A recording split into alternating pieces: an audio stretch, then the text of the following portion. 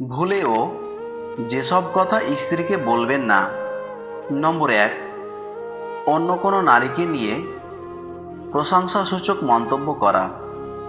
নম্বর ২, তার শারীরিক বৈশিষ্ট্য নিয়ে কোনো নেতিবাচক মন্তব্য করা। নম্বর ৩, আপনার বা তার অতীতের প্রেমের সম্পর্ক নিয়ে আলোচনা করা। আগের সম্পর্ক নিয়ে বেশি কথা বলা আপনার বর্তমান সম্পর্ককে সমস্যায় ফেলতে পারে। নম্বর ৪, তার পরিবারের সদস্যদের সম্পর্কে নেতিবাচক কিছু বলা। নম্বর ৫, অতিরিক্ত অর্থনৈতিক চাপ বা আর্থিক সমস্যার কথা তুলে ধরা। নম্বর ৬, অন্য কারো সাথে তাকে তুলনা করা। স্ত্রীকে অন্য নারীর সাথে তুলনা করা মানেই তাকে সরাসরি আঘাত করা। নম্বর ৭, তার মতামত বা কাজকে তুচ্ছ তাচ্ছিল্য করা। নম্বর ৮, তুমি এটা পারবে না বা তোমার এই কাজটা ঠিক হচ্ছে না, এইসব কথা না বলাই ভালো। নম্বর ৯, তোমার জন্যই আমি ভালো কাজে যুক্ত হতে পারছি না। নম্বর ১০, তোমার জন্যই আমি সব খরচ করে ফেলছি। এইসব কথার ঊর্ধ্বে উঠে স্বামী স্ত্রীর প্রতি যত্নবান ও স্ত্রী স্বামীর প্রতি যত্নবান হলেই সব সমস্যার সমাধান হবে। পরস্পর পরস্পরের জুলুম ঘাড় পেতে বহন করবে, এজন্যই তো বিবাহ। সবার সাথে যে তাল মিলিয়ে কথা বলে সে ব্যক্তিত্বহীন। কপালে সুখ লেখা না থাকলে সে কপাল পাথরে ঠুকেও লাভ নেই। এতে কপাল যথেষ্টই ফোলে, কিন্তু ভাগ্য একটুও ফোলে না। প্রতিটি জীবনে একটি দুঃখ থাকে এবং কখনো কখনো এটি আমাদের জাগ্রত করে। গল্প উপন্যাসের নায়ক নায়িকাদের সুখ দুঃখে যারা কাতর তারা সাধারণত নিজেদের সুখ দুঃখের ব্যাপারে উদাসীন হয়।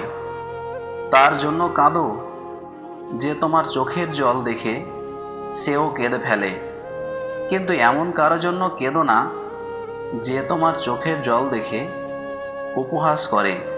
পৃথিবীতে আনন্দ এবং দুঃখ সবসময় থাকবে সমান সমান। বিজ্ঞানের ভাষায় আনন্দের সংরক্ষণশীলতা। একজনকেও চরম আনন্দ পেলে অন্যজনকে চরম দুঃখ পেতে হবে। পৃথিবীতে সবচেয়ে অসহায় সে যে নিজের রাগ, অভিমান, কষ্ট কাউকে দেখাতে পারে না, একটু চিৎকার করে কাঁদতে পারে না, শুধু চোখের জল লুকিয়ে হাসে। যে কোনো মানুষের ক্ষেত্রে জানার জন্য আপনাকে দুঃখের অভিজ্ঞতা অর্জন করতে হবে। এবং আমি নিজেকে মনে করিয়ে দিচ্ছি যে প্রতিটি দিনই একটি ভালো দিন হয়ে ওঠে না। আমি সবসময় নিজেকে সুখী ভাবি, কারণ আমি কখনো কারো কাছে কিছু প্রত্যাশা করি না। কারো কাছে কিছু প্রত্যাশা করাটা সবসময় দুঃখের কারণ হয়ে দাঁড়ায়। হাসি সবসময় সুখের কারণ বোঝায় না, মাঝে মাঝে এটাও বোঝায় যে আপনি কতটা বেদনা লুকাতে পারেন। মানব প্রকৃতির প্রাথমিক নিয়ম হলো শক্তিশালী লোকেরা আস্তে আস্তে কথা বলে এবং আজ্ঞাবহ লোকেরা দ্রুত বলে, কারণ তারা যদি দ্রুত কথা না বলে তবে কেউ তাদের কথায় কান দেবে না। আপনারা মানবতার প্রতি বিশ্বাস হারাবেন না। মানবতা একটি মহাসাগর। সমুদ্রে কয়েক ফোঁটা যদি নোংরা হয় তবে মহাসাগর ময়লা হয়ে যায় না। যৌবন যার সৎ, সুন্দর ও কর্মময় তার বৃদ্ধ বয়সকেও স্বর্ণযুগ বলা হয়। শুধু সামনে এগিয়ে যাও, কে কি বলছে তাতে কান দিও না। নিজের ভালোর জন্য যা করতে হবে করতে থাকো।